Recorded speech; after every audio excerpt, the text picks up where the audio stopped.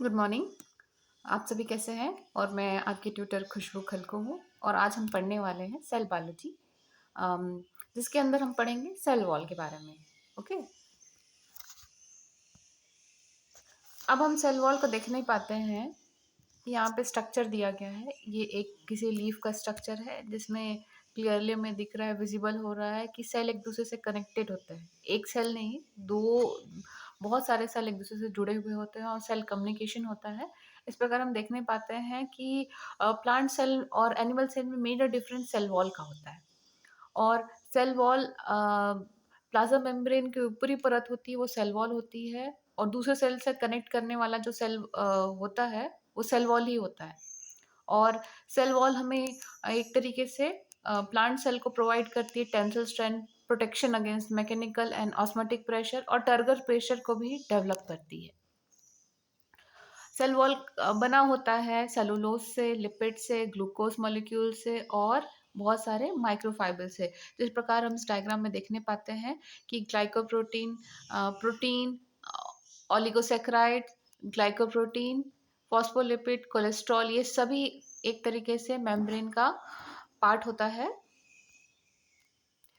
अब इस डायग्राम में हम देखने पाते हैं कि सेल वॉल जो कि बना होता है मिडिल लेमिला से, प्राइमरी सेल वॉल से और प्लाज्मा मेम्ब्रेन। प्लाज्मा मेम्ब्रेन के ऊपर वाली परत होती है जिसे हम प्राइमरी सेल वॉल बोलते हैं और दो सेल के बीच में पड़ने वाला जो लेयर है उसे मिडिल लेयर बोलते हैं।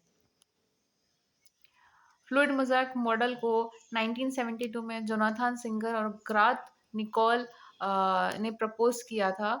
और ये जो मॉडल है फ्लूइड मोज़ेक मॉडल, इसको मोस्टली एक्सेप्टेड किया गया था। इस डायग्राम में हम देखने पाते हैं कि ये जो फ्लूइड मोज़ेक मॉडल है जिसमें बाइलेयर होता है, फॉस्फोलिपिड की बाइलेयर होती है और कुछ प्रोटीन होता है, वो पेरिफेरल प्रोटीन होता है, कुछ इंटीग्रल प्रोटीन होता है। अब सेल वॉल थ्री टाइप्स के होते हैं, primary, secondary, tertiary cell wall. अब इसमें हम देखते हैं कि इस डायग्राम में कि एक सेल जो होता है वो बहुत सारे सेल से कनेक्टेड होता है वाया सेल वॉल के जरिए। नेक्स्ट है फंक्शन ऑफ सेल वॉल।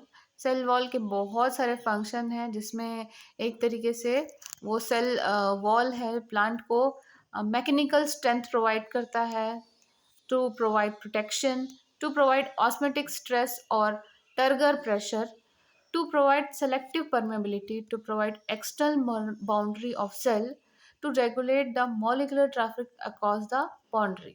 एक तरीके से ये ट्रैफिक को कंट्रोल करता है, मॉलिक्यूलर ट्रैफिक को कंट्रोल करता है और एक अहम भूमिका निभाता है अपना। और सेल वॉल अगर नहीं होगा तो कुछ भी परमेबल हो सकता है और इसलिए सेल वॉल का होना बहुत ज़रूरी है। और सेल वॉल का मेजर काम है कि वो एक शेप प्रोवाइड करता है। आगे हम लोग देखने पाएंगे कि हम लोग नेक्स्ट क्लास में हम लोग पढ़ेंगे क्लोरोप्लास्ट के बारे में।